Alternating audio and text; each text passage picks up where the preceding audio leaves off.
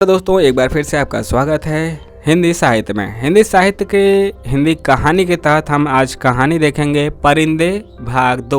भाग 1 हो चुका है और लेखक हैं निर्मल वर्मा, वह जन्मस्वर 19 का है। और हमने यहाँ तक देखा था कि जो मिस वुड हैं, जब जाड़े की छुट्टियाँ गर्मी की छुट्टियाँ होती हैं तो जाड़े जब आते हैं, जाड़ों की छुट्टियाँ में छुट्टी हो जाता है तो मिस वुड भी चली जाती हैं, लेकिन अपने कमरे का दरवाज़ा पे ताला लगा के जाती हैं। लेकिन कभी कभी लतिका उनके कमरे में भी जाकर सो जाती है, क्योंकि लतिका के कमरे में जब बर्फ़ गिरती है तो सीलन से पानी टपकता है और जब लकड़ी भी जलाती है तो पूरा धुआं धुआं हो जाता है। मतलब जाड़े में भी खिड़की खोल कर सोना पड़ता है धुआं के कारण। तो आइए देखते हैं आज उसके आगे। तो मिस वुड तो ताला ठोक देती हैं। वह तो पिछले साल गुसल खाने में भीतर की साकल देना भूल गई थी, जिसे लतिका चोर दरवाजे के रूप में इस्तेमाल करती रही। अच्छा, मतलब कि जो गुसल खाना मतलब कि आपका नहाने वाला है, बाथरूम में से दरवाज़ा खुलता था रूम में, तो वह भूल गई थी, तो वहाँ से वह चली जाती है।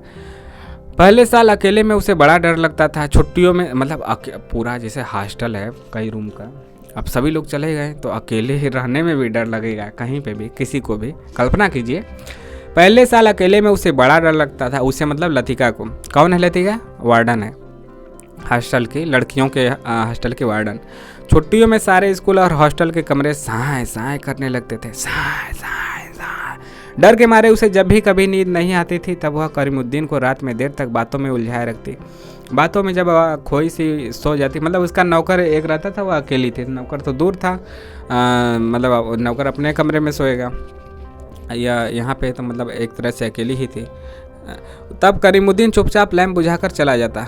बातों में जब वह खोई सी वह सो जाती, तब करीमुद्दीन चुपचाप लैंप बुझाकर चला जाता। कभी कभी बीमारी का बहाना करके वह डॉक्टर को बुलवा भेजती थी और बाद में वो बहुत जिद करके दूसरे कमरे में उनका बिस्तर लगवा देती। अच्छा, दूसरे कमरे में लगा देते थे कि बीमारी है, बुलवा देती कि 2 लोग रहेंगे। उसे डर लगता था। लतिका के कंधे से बालों का गुच्छा निकला और उसे बाहर फेंकने के लिए वह खिड़की के पास आ खड़ी हुई। बाहर छत की ढलान से बारिश के जल की मोटी मोटी सी धार बराबर लान पर गिर रही थी। मेघाच्छन्न आकाश में सरकते हुए बादलों के पीछे पहाड़ियों के झुंड कभी उभर आते तो कभी छिप जाते, मानो चलती हुई ट्रेन से कोई उन्हें देख रहा हो। लतिका ने खिड़की से सिर बाहर निकाल लिया। हवा के झोंके से उसकी आंखें छिप गई। उसे जितने काम याद आते हैं उतना ही आलस घना हो जाता है। बस की सीटें रिजर्व करवाने के लिए चपरासी को रुपए देने हैं। जो सामान हॉस्टल की लड़कियां पीछे छोड़े जा रही हैं उन्हें गोदाम में रखवाना होगा। और बस की सीटें रिजर्व करवाने के लिए चपरासी को रुपए देने हैं। जो सामान हॉस्टल की लड़कियां पीछे छोड़े जा रही हैं उन्हें गोदाम में रखवाना है। कभी कभी तो छोटी क्लास की लड़कियों के साथ पैकिंग करवाने के काम में भी उसे हाथ बटाना पड़ता है। वह इन कामों में से उबती नहीं, धीरे धीरे सब निपटते जाते हैं। कोई गलती इधर उधर रह जाती है, सो बाद में सुधर जाती है। हर काम में किचकिच रहती है, परेशानी और दिक्कत होती है, किंतु देर सवेर इससे छुटकारा मिल ही जाता है। किंतु सब लड़कियों की आखिरी बस चली जाती है, तब मन में उचाट हो जाता है। खाली कॉरिडोर में घूमती हुई वे कभी इस कमरे जाती कभी उसमें। वह नहीं जान पाती कि अपने से क्या करे। दिल कहीं भी नहीं टिक पाता, हमेशा भटका भटका सा रहता है। इन सब के बावजूद जब कोई सहज भाव में पूछ बैठता है, मिस लतिका छुट्टियों में आप घर नहीं जा रही हैं, तब वह क्या कहे। डिंग डोंग टिंग। स्पेशल सर्विस के लिए स्कूल चैपल के घंटे बजने लगे थे। लतिका ने अपना सिर खिड़की के भीतर कर लिया। उसने झटपट साड़ी उतारी और पेटीकोट में ही कंधे पर तौलिया डाले गुसल खाने में घुस गई। Left right. कैंटोनमेंट जाने वाली पक्की सड़क पर 4-4 की पंक्ति में कुमाऊं रेजिमेंट के सिपाहियों की टुकड़ी मार्च कर रही थी। Left right. फौजी बूटों की भारी खुरदरी आवाजें स्कूल चैपल की दीवारों से टकराकर भीतर प्रेयर हॉल में गूंज रही थी। Blessed are the meek father Edmund एक शब्द चबाते हुए खखारते स्वर में सरमन ऑफ द माउंट पढ़ रहे थे। ईसा मसीह की मूर्ति के नीचे कैल्डन ब्रियम के दोनों ओर मोमबत्तियां जल रही थी, जिसका प्रकाश आगे बेंचों पर बैठी हुई लड़कियों पर पड़ रहा था। पिछली लाइनों की बेंचें अंधेरे में डूबी हुई थी, जहां लड़कियां प्रार्थना की मुद्रा में बैठी हुई सिर झुकाए एक दूसरे से खुसुर फुसुर कर रही थी। मिस वुड स्कूल सीजन के सफलतापूर्वक समाप्त हो जाने पर विद्यार्थियों और स्टाफ सदस्यों को बधाई का भाषण दे चुकी थी और अब फादर के पीछे बैठी हुई अपने में ही कुछ बुड़बुड़ा रही थी, मानो धीरे धीरे फादर को प्रॉम्प्ट कर रही हों। आमीन। फादर एलमंड ने बाइबिल मेज पर रख दी और प्रेयर बुक उठा ली। हाल ही की खामोशी क्षण भर के लिए टूट गई। लड़कियों ने खड़े होते हुए जानबूझकर बेंचों को पीछे धकेला। बेंचें फर्श पर रगड़ कर सीटी बजाती हुई पीछे खिसक गई। सिटी रगड़ो, पीछे भेजोगे तो वह रगड़ता हुआ जाता है, आपको मालूम होगा। हाल ही के कोने से हंसी फूट पड़ी। मिस वुड का चेहरा तन गया, माथे पर भ्रिकुटियाँ चढ़ गई। फिर अचानक निस्तब्धता छा गई। हाल के उस घुटे हुए धुंधले में फादर का तीखा फटा हुआ स्वर सुनाई देने लगा। Jesus said, I am the light of the world. He that follow it, me shall not walk in darkness, but shall have the light of life. Doctor Mukherjee ने ऊब और उकताहट से भरी जम्हाई ली। कब यह किस्सा खत्म होगा? उसने इतने ऊंचे स्वर में लतिका से पूछा कि वह सकुचाकर दूसरी ओर देखने लगी। स्पेशल सर्विस के समय डॉक्टर मुखर्जी के होठों पर व्यंग्यात्मक मुस्कान खेलती रही और धीरे धीरे अपने मूंछों को खींचता रहा। फादर एलमंड की वेशभूषा देखकर लतिका ने दिल में गुदगुदी सी दौड़ गई। जब वह छोटी थी तो अक्सर यह बात सोचकर विस्मित हुआ करती थी, क्या पादरी लोग सफ़ेद चोगे के नीचे कुछ नहीं पहनते? अगर धोखे से वह ऊपर उठ जाए तो मतलब वह सोचती कि पादरी लोग सफ़ेद जो पहनते हैं क्या उसके नीचे कुछ नहीं पहनते? मतलब हवा सवा मरले से हवा मारे से उनकी धोती उठ गई तो क्या होगा? लेफ्ट राइट मार्च करते हुए फौजी बूट चैपल से दूर जा रहे थे। केवल उनकी गूंज हवा में शेष रह गई थी। Him number 117। फादर ने प्रार्थना पुस्तक को खोलते हुए कहा। हाल ही में प्रत्येक लड़की ने डेस्क पर रखी हुई हिम बुक खोल ली। पन्नों के उलटने की खड़खड़ाहट फिसलती हुई एक दूसरे सिरे तक फैल गई। आगे की बेंच से उठकर ह्यूबर्ट पियानो के सामने स्टूल पर बैठ गया। संगीत शिक्षक होने के कारण हर साल स्पेशल सर्विस के अवसर पर उसे कायर के संग पियानो बजाना पड़ता था। मतलब ह्यूबर्ट संगीत शिक्षक थे। ह्यूबर्ट ने अपने रुमाल से नाक साफ की। अपनी घबराहट छिपाने के लिए ह्यूबर्ट हमेशा ही ऐसा किया करते थे। कनखियों से हाल की ओर देखते हुए अपने कांपते हाथों से हिम बुक खोली। Lead kindly light. पियानो के सर दबे झिझकते हुए से मिलने लगे। घने बालों से ढकी ह्यूबर्ट की लंबी पीली अंगुलियां खुलने सिमटने लगी। क्वायर में गाने वाली लड़कियों के स्वर एक दूसरे से गूंथकर कोमल स्निग्ध लहरों में बिध गए। लतिका को लगा उसका जूड़ा ढीला पड़ गया, मानो गर्दन के नीचे झूल रहा है। मिस वुड की आंख बचा लतिका ने चुपचाप बालों में लगे क्लिपों को कसकर खींच दिया। बड़ी झक्की आदमी है। सुबह मैंने ह्यूबर्ट को यहाँ आने से मना किया था, फिर भी चला आया, डॉक्टर ने कहा। लतिका को करीमुद्दीन की बात याद हो गई। रात भर ह्यूबर्ट को खांसी का दौरा पड़ा था। कल जाने के लिए कह रहे थे। लतिका ने सिर टेढ़ा करके ह्यूबर्ट के चेहरे की एक झलक पाने की विफल चेष्टा की। इतने पीछे से कुछ भी देख पाना असंभव था। पियानो पर झुका हुआ केवल ह्यूबर्ट का सिर दिखाई देता था। Lead kindly light. संगीत के स्वर मानो एक ऊंची पहाड़ी पर चढ़कर हाफती हुई सांसों को आकाश की आबाद शून्यता में बिखरते हुए नीचे उतर रहे हैं। बारिश की मुलायम धूप चैपल के लंबे चौकोर शीशों पर झिलमिला रहे थे, जिसका एक महीना चमकीली रेखा ईसा मसीह की प्रतिमा पर तिरछी होकर गिर रही। मोमबत्तियों का धुआं धूप में नीली सी लकीर खींचता हुआ हवा में तिरने लगा है। पियानो के क्षणिक पोज में लतिका के पत्तों का परिचित मरमर कहीं दूर अनजानी दिशा से आता हुआ सुनाई दे जाता है। एक क्षण के लिए एक भ्रम हुआ कि चैपल का फीका सा अंधेरा उस छोटे से प्रेयर हॉल में चारों कोनों में सिमटता हुआ उसके आसपास घिर आया है, मानो और उसकी आंखों पर पट्टी बांधकर उसे यहाँ तक ले आया हो और अचानक उसकी आंखें खोल दी हो। उसे लगा कि जैसे मोमबत्तियों के धूमिल आलोक में कुछ भी ठोस वास्तविक न रहा। चैपल की छत, दीवारें, डेस्क पर रखा हुआ डॉक्टर का सुघड़ सुडौल हाथ और पियानो के सुर अतीत के धुंध को भेदते हुए स्वयं उस धुंध का भाग बनते जा रहे हो। एक पगली सी स्मृति, एक उद्भ्रांत भावना। चैपल के शीशों के परे पहाड़ी सूखी हवा में झुकी हुई वीपिंग बिलोच की कांपती टहनियाँ, पैरों तले चीड़ के पत्तों की धीमी सी चिर परिचित खड़खड़। वहीं पर गिरीश से एक हाथ में मिलिट्री का खाकी हैट लिए खड़ा चौड़े उठे हुए सबल कंधे, अपना सिर वहां टिका दो जैसे सिमट कर खो जाएगा। चार्ल्स बोयर यह नाम उसने रखा था। वह झेप कर हंसने लगा। तुम्हें आर्मी में किसने चुन लिया? मेजर बन गए हो, लेकिन लड़कियों से भी गए बीते हो। जरा सी बात पर चेहरा लाल हो जाता है। यह सब वह कहती नहीं, सिर्फ सोचती भर थी।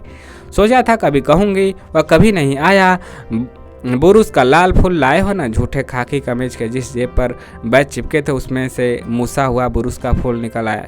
छी, सारा मुरझा गया। अभी खिला कहाँ है? हाउ क्लांजी। उसके बालों में गिरीश का हाथ उलझ रहा है। फूल कहीं टिक नहीं पाता। फिर उसे क्लिप के नीचे फंसाकर उसने कहा, देखो। और वह मुड़ी, और इससे पहले कि वह कुछ कह पाती गिरीश ने अपना मिलिट्री का हैट धप्प से उसके सिर पर रख दिया। मतलब उसे गिरीश की याद आ रही है। वह मंत्रमुग्ध सी वैसे ही खड़ी रही। उसके सिर पर गिरीश का हैट है, माथे पर छोटी सी बिंदी है, बिंदी पर उड़ते हुए बाल हैं। गिरीश ने उस बिंदु को अपने होठों से छुआ और उसने उसके नंगे सिर को अपने दोनों हाथों में समेट लिया। लतिका, गिरीश ने चिढ़ाते हुए कहा। मैंने ईटर आप कुमाऊँ, उसका यह नाम गिरीश ने उसे चिढ़ाने के लिए रखा था। मतलब वह लतिका याद कर रही है अपने प्रेम प्रसंग को जो उसका गिरीश से हुआ था। वह हंसने लगी। लतिका सुनो, गिरीश का स्वर कैसा हो गया था। ना, मैं कुछ भी नहीं सुन रही लतिका, मैं कुछ महीनों में वापस लौट आऊँगा। ना, मैं कुछ भी नहीं सुन रही, किंतु वह सुन रही है। वह नहीं जो गिरीश कह रहा है, किंतु वह जो नहीं कहा जा रहा है, जो उसके बाद कभी नहीं कहा गया। Lead kindly light. लड़कियों का स्वर पियानो के सुरों में डूबा हुआ गिर रहा है, उठ रहा है। ह्यूबर्ट ने सिर मोड़कर लतिका को निमिष भर देखा। आंखें मूंदे ध्यान मग्ना प्रस्तर मूर्ति सी वह स्थिर निश्चल खड़ी थी। क्या यह भाव उसके लिए है? क्या लतिका ने ऐसे क्षणों में उसे अपना साथी बनाया है? ह्यूबर्ट ने एक गहरी सांस ली और उस सांस में ढेर सी थकान उमड़ आई। देखो, मिस वुड कुर्सी पर बैठे बैठे सो रही हैं। डॉक्टर होठों में ही फुसफुसाया। यह डॉक्टर का पुराना मजाक था कि मिस वुड प्रार्थना करने के बहाने आंखें मूंदे हुए नींद की झपकियां लेती हैं। फादर एलमंड ने कुर्सी पर फैले अपने गाउन को समेट लिया। प्रेयर बुक बंद करके मिस वुड के कानों में कुछ कहा। पियानो का स्वर क्रमशः मंद पड़ने लगा। ह्यूबर्ट की अंगुलियां ढीला पड़ने लगी। सर्विस के समाप्त होने से पूर्व मिस वुड ने आर्डर पढ़कर सुनाया। बारिश होने की आशंका से आज के कार्यक्रम में कुछ आवश्यक परिवर्तन करने पड़े थे। पिकनिक के लिए झूला देवी के मंदिर जाना संभव नहीं हो सकेगा, इसलिए स्कूल के कुछ दूर मीडोज में ही सब लड़कियां नाश्ते के बाद जमा होंगी। सब लड़कियों को दोपहर का लंच हॉस्टल किचन से ही ले जाना होगा। केवल शाम की चाय मीडोज में बनेगी। पहाड़ों की बारिश का क्या भरोसा। कुछ देर पहले धुआंधार बादल गरज रहे थे। सारा शहर पानी में भीगा ठिठुर रहा था। अब धूप में नहाता नीला आकाश धुंध की ओट से बाहर निकलता हुआ फैल रहा है। लतिका ने चैपल से बाहर आते हुए देखा। बिपिंग बिलोच की भीगी शाखाओं से धूप में चमकती हुई बारिश की बूंदें टपक रही थी। लड़कियां चैपल से बाहर निकलकर छोटे छोटे गुच्छे बनाकर कॉरिडोर में जमा हो गई। नाश्ते के लिए अभी पौन घंटा पड़ा था और उनमें से अभी कोई भी लड़की हॉस्टल जाने के इच्छुक नहीं थी। छुट्टियां अभी शुरू नहीं हुई थी, किंतु शायद इसलिए वे चंद बचे खुचे क्षणों में अनुशासन के भीतर भी मुक्त होने का भरपूर आनंद उठा लेना चाहती हैं। मिस वुड को लड़कियों का यह गुलगपाड़ा अखरा, किंतु फादर एलमंड के सामने उन्हें डांट फटकार नहीं सकी। अपने झुंझलाहट दबाकर वह मुस्कुराते हुए बोली, कल सब चली जाएंगी, सारा स्कूल वीरान हो जाएगा। फादर एलमंड का लंबा ओजपूर्ण चेहरा चैपल की घुटी हुई गरमाई से लाल उठा। कॉरिडोर के जंगले पर अपनी छड़ी लटकाकर वह बोले, छुट्टियों में पीछे हॉस्टल में कौन रहेगा? पिछले 2-3 सालों से मिस लतिका ही रह रही हैं और डॉक्टर मुखर्जी छुट्टियों में कहीं नहीं जाते। डॉक्टर तो सर्दी गर्मी यहीं रहते हैं। मिस वुड ने विस्मय से फादर की ओर देखा। वह समझ नहीं सकी कि फादर ने डॉक्टर का प्रसंग क्यों छेड़ दिया। डॉक्टर मुखर्जी छुट्टियों में कहीं नहीं जाते। 2 महीनों की छुट्टियों में बर्मा जाना काफ़ी कठिन है फादर। मिस वुड हंसने लगी। मिस वुड, पता नहीं आप क्या सोचती हैं, मुझे तो मिस लतिका का हॉस्टल में अकेले रहना कुछ समझ में नहीं आता। लेकिन फादर, मिस वुड ने कहा, यह तो कॉन्वेंट स्कूल का नियम है कि कोई भी टीचर छुट्टियों में अपने खर्चे पर हॉस्टल में रह सकता है। मैं फिलहाल स्कूल के नियमों की बात नहीं कर रहा। मिस लतिका डॉक्टर के संग यहाँ अकेली ही रह जाएंगे। और सच पूछिए मिस वुड, डॉक्टर के बारे में मेरी राय कुछ बहुत अच्छी नहीं है। फादर, आप कैसी बात कर रहे हैं? मिस लतिका बच्चा थोड़े ही हैं। मिस वुड को ऐसी आशा नहीं थी कि फादर एलमंड अपने दिल में ऐसी दकियानुसी भावना को स्थान देंगे। मतलब वो यही सोच रहे होंगे कि कहीं डॉक्टर अच्छा नहीं इंसान है तो कुछ उल्टा सीधा ना हो जाए प्रेम प्रसंग वाला लतिका के साथ। फादर एलमंड कुछ हतप्रस्त से हो गए। बात पलटते हुए बोले, मिस वुड, मेरा मतलब यह नहीं था। आप तो जानती हैं मिस लतिका और मिस मिलिट्री अफसर को लेकर एक अच्छा खासा स्कैंडल बन गया था। स्कूल की बदनामी होने में क्या देर लगती है? यह बेचारा तो अब नहीं रहा। मतलब वह शहीद हो गया था। मैं उसे जानती थी जिससे वह प्रेम करती थी लतिका। मैं उसे जानती थी फादर, ईश्वर उसकी आत्मा को शांति दे। मिस वुड ने धीरे से अपनी दोनों बाहों से क्रॉस किया। फादर एलमंड को ईसा मसीह वाला क्रॉस। मिस एलमंड को मिस वुड की मूर्खता पर इतना अधिक क्षोभ हुआ कि उसने आगे से कुछ नहीं बोला गया। डॉक्टर मुखर्जी से उसकी कभी नहीं पड़ती थी, इसलिए मिस वुड की आंखों में और डॉक्टर को नीचा दिखाना चाहते थे। फादर एलमंड को मिस वुड की मूर्खता पर इतना अधिक क्षोभ हुआ कि उनसे आगे कुछ नहीं बोला गया। डॉक्टर मुखर्जी से उनकी कभी नहीं पड़ती थी, इसलिए मिस वुड की आंखों में डॉक्टर को नीचा दिखाना चाहते थे। अच्छा, किंतु मिस वुड लतिका का रोना ले बैठी। आगे बात बढ़ाना व्यर्थ था। उन्होंने छड़ी को जंगले से उठाया और ऊपर साफ खुले आकाश को देखते हुए बोले, प्रोग्राम आपने यूं ही बदला मिस वुड, अब क्या बारिश होगी। ह्यूबर्ट जब चैपल से बाहर निकला तो उसकी आंखें चकाचौंध सी हो गई। उसे लगा जैसे किसी ने अचानक ढेर सी चमकीली उबलती हुई रोशनी मुट्ठी भरकर उसकी आंखों में झोंक दी। पियानो के संगीत से सुर रुई के छुई मुई रेसों की भांति अब तक उसके मस्तिष्क की थकी मादी नसों पर फड़फड़ा रहे थे। वह काफ़ी थक गया था। पियानो बजाने से उसके फेफड़े पर हमेशा भारी दबाव पड़ता, दिल की धड़कन तेज हो जाती थी। उसे लगता था संगीत के एक नोट दूसरे नोट में उतारने के प्रयत्न में यह एक अंधेरी खाई पार कर रहा है। आज चैपल में मैंने जो महसूस किया वह कितना रहस्यमय, कितना विचित्र था, ह्यूबर्ट ने सोचा। मुझे लगा पियानो का हर नोट निरंतर खामोशी की अंधेरी खो से निकलकर बाहर फैली नीली धुंध को काटता तराशता हुआ एक भूला सा अर्थ खींच लाता है। गिरता हुआ हर पोज एक छोटी सी मौत है, मानो घने छायादार वृक्षों की कांपती छायाओं में कोई पगडंडी गुम हो गई हो। एक छोटी सी मौत जो आने वाले सुरों को अपनी बची खुची गूंजों की सांसें समर्पित कर दी जाती हैं, जो मर जाते हैं किंतु मिट नहीं पाती। मिटती नहीं, इसलिए मरकर भी जीवित है, दूसरे सुरों में लय हो जाती हैं। डॉक्टर, क्या मृत्यु ऐसे ही आती है? अगर मैं डॉक्टर से पूछूं तो वह हंसकर टाल देगा। मुझे लगता है वह पिछले कुछ दिनों से कोई बात छिपा रहा है। उसकी हंसी में जो सहानुभूति का भाव होता है वह मुझे अच्छा नहीं लगता। आज उसने मुझे स्पेशल सर्विस में आने से रोका था। कारण पूछने पर वह चुप रहा। कौन सी ऐसी बात है जिसे मुझसे कहने में डॉक्टर कतराता है? शायद मैं सक्की मिजाज होता जा रहा हूँ और बात कुछ भी नहीं है, ह्यूबर्ट यह सोच रहा था। ह्यूबर्ट ने देखा लड़कियों की कतार स्कूल से हॉस्टल जाने वाली सड़क पर नीचे उतरती जा रही है।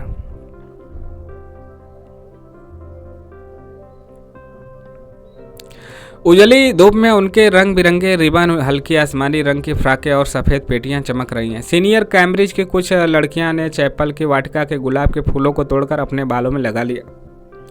कैंटोनमेंट के 3-4 सिपाही लड़कियों को देखते हुए अश्लील मजाक करते हुए हंस रहे हैं। कभी कभी किसी लड़की की ओर जरा झुककर सीटी बजाने लगते हैं। Hello mister Hubert. ह्यूबर्ट ने चौंक कर पीछे देखा। लतिका एक मोटा सा रजिस्टर बगल में दबाए खड़ी थी। आप अभी यहीं हैं? ह्यूबर्ट की दृष्टि लतिका पर टिकी रही।